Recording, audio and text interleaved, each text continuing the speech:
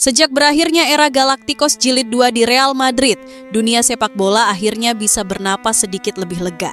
Dominasi yang dibangun lewat kekuatan finansial, strategi brilian dan trio mematikan Ronaldo, Benzema, dan Bale telah menciptakan standar yang seolah tak tersentuh. Mereka bukan hanya memenangkan trofi, tapi juga memonopoli mimpi banyak tim yang bahkan belum sempat bermimpi jadi juara. Setiap musim Liga Champions terasa seperti formalitas siapapun lawannya, semua tahu ujungnya akan selalu berwarna putih.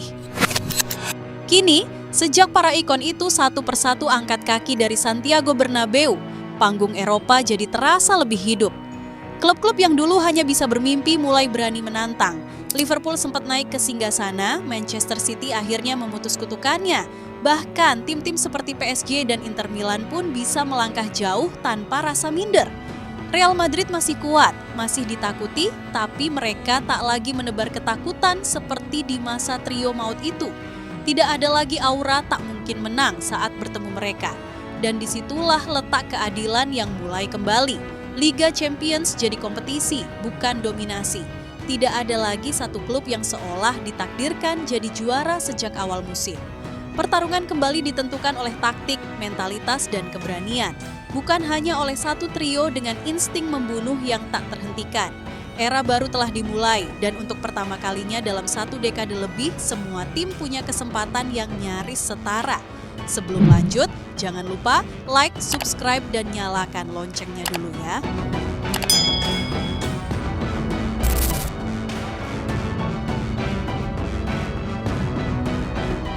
Setelah proyek ambisius Los Galacticos pertama yang dimulai di awal 2000-an perlahan kehilangan arah, Real Madrid tak butuh waktu lama untuk merencanakan gelombang berikutnya.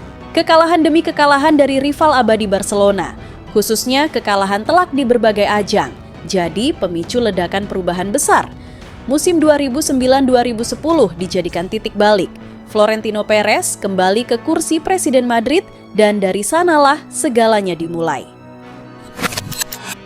Dalam waktu singkat, pelatih anyar Manuel Pellegrini diboyong dari Villarreal, diiringi langkah agresif Madrid di bursa transfer yang membuat dunia terpana. Kakak menjadi pembuka parade mega bintang. Dengan mahar 65 juta euro, gelandang terbaik dunia versi Ballon d'Or 2007 itu meninggalkan San Siro dan diboyong ke Bernabeu. Namun kakak hanya awal.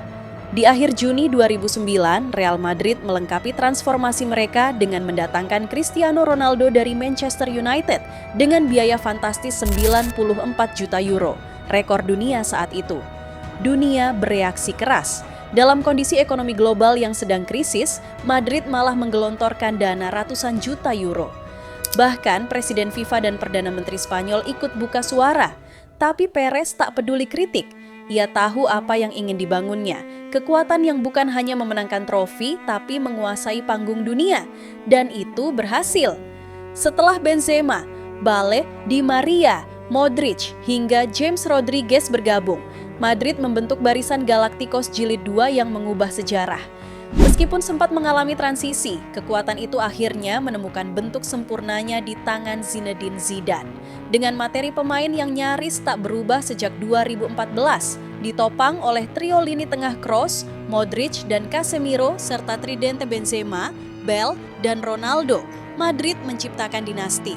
Mereka menguasai Liga Champions dengan brutal, 3 kali juara berturut-turut dari 2016 hingga 2018 dan menyapu gelar domestik maupun internasional. Dalam kurun waktu itu, Liga Champions bukan lagi turnamen terbuka, tapi milik Real Madrid. Jika dipetakan lebih luas, dalam kurun waktu 2014 hingga 2019, padahal Real Madrid berada di bawah kendali sejumlah pelatih top yang silih berganti. Mulai dari Carlo Ancelotti, Rafael Benitez, Zinedine Zidane, Julen Lopetegui, Santiago Solari, hingga Zidane yang kembali untuk periode keduanya. Menariknya, meskipun wajah di kursi pelatih sering berubah, tulang punggung skuad nyaris tak tergantikan. Nama-nama seperti Sergio Ramos, Marcelo, Dani Carvajal, Rafael Varane, Casemiro, Toni Kroos, Luka Modric, Isco, Karim Benzema, Gareth Bale, dan tentu saja Cristiano Ronaldo terus jadi andalan. Bahkan kiper seperti Keylor Navas pun menjadi bagian penting dalam periode keemasan tersebut. Skuad ini, di tangan para pelatih tersebut, menghasilkan salah satu koleksi gelar paling mengerikan dalam sejarah modern sepak bola. Di era Ancelotti, mereka membuka segalanya dengan meraih La Decima, trofi Liga Champions ke-10 yang sudah mereka dambakan selama 12 tahun setelah menaklukkan Atletico Madrid di final 2014. Masih di tahun yang sama, Madrid meraih Copa del Rey, UEFA Super Cup, dan FIFA Club World Cup.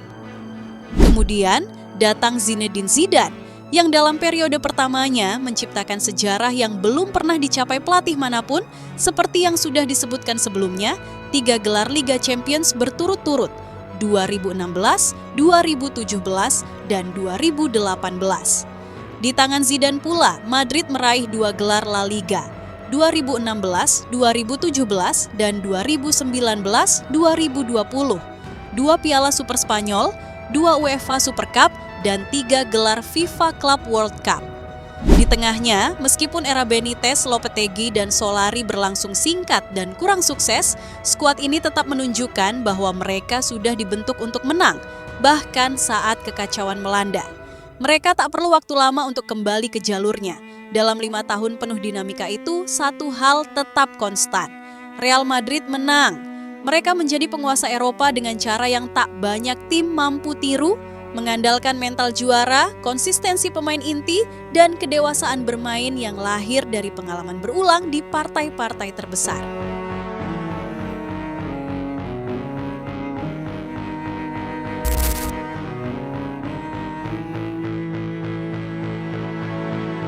Semenjak berakhirnya era emas skuad mematikan Real Madrid itu, Liga Champions mulai terasa lebih terbuka, lebih adil, dan lebih manusiawi. Setelah Cristiano Ronaldo hengkang pada 2018, satu persatu pilar penting yang membentuk dinasti Eropa pun mulai pergi atau menurun performanya. Marcelo tak lagi jadi pilihan utama, Ramos pindah, Modric dan Kroos menua, dan Bale kehilangan tajinya. Sementara pelatih legendaris mereka, Zinedine Zidane, juga menutup babak keduanya dinasti perlahan bubar. Real Madrid tak lagi jadi raksasa yang menakutkan di Eropa, dan kompetisi yang dulunya hanya terasa sebagai formalitas untuk mereka, kini benar-benar menjadi ajang pertarungan yang terbuka. Dalam kurun waktu 2018 hingga 2025, Real Madrid hanya berhasil meraih 2 gelar Liga Champions pada tahun 2022 dan 2024. Meski 2 trofi itu tetap menunjukkan bahwa mereka masih relevan, dominasi mutlak seperti era 2014 sampai 2018 tak pernah benar-benar kembali. Pada tahun 2019, giliran Liverpool yang mengangkat trofi di bawah asuhan Jurgen Klopp. Bayern Munchen menyusul di 2020 dengan kemenangan telak yang menegaskan superioritas taktik mereka. Tahun 2021, Chelsea datang sebagai kejutan, menumbangkan Manchester City dan membuktikan bahwa tim yang terorganisir bisa mengalahkan siapapun. Gelar-gelar ini jadi bukti bahwa Liga Champions tak lagi dikuasai satu klub. Real Madrid memang bangkit di tahun 2022 dengan kekuatan baru dan generasi pelapis seperti Vinicius Junior, Valverde, dan Tchouaméni mulai ambil peran. Tapi di tahun berikutnya, giliran Manchester City akhirnya berhasil memecahkan kutukan mereka. Tim asuhan Pep Guardiola tampil hampir tanpa celah dan akhirnya menyegel gelar Liga Champions 2023 yang sudah lama mereka buru. Dominasi Real Madrid tampak seperti bayangan masa lalu. Mereka masih hebat, namun bukan lagi satu-satunya pusat gravitasi sepak bola Eropa. Lalu yang paling segar dan penuh makna, Paris Saint-Germain akhirnya mematahkan mitos. Setelah bertahun-tahun gagal dalam momen krusial dan dijuluki tim penuh bintang tanpa jiwa juara, PSG akhirnya menutup musim 2024/25 dengan mengangkat trofi Liga Champions pertama mereka. Kemenangan ini bukan hanya soal sebuah klub yang akhirnya berhasil, tapi juga simbol bahwa era untouchable Real Madrid sudah benar-benar berakhir. Trofi tak lagi ditentukan oleh sejarah semata, tapi oleh kemampuan nyata di lapangan dan manajemen yang matang. Kini, Liga Champions kembali jadi turnamen yang benar-benar kompetitif. Tak ada lagi satu klub yang terasa tak tergoyahkan. Dominasi telah digantikan oleh dinamika. Real Madrid masih ada, masih menebar ancaman, Tapi mereka kini salah satu dari banyak pesaing, bukan lagi raja tunggal yang tak tersentuh. Dan bagi banyak penggemar sepak bola netral, inilah wajah Liga Champions yang seharusnya terbuka, penuh kejutan, dan selalu menghadirkan kemungkinan bagi siapapun untuk jadi juara.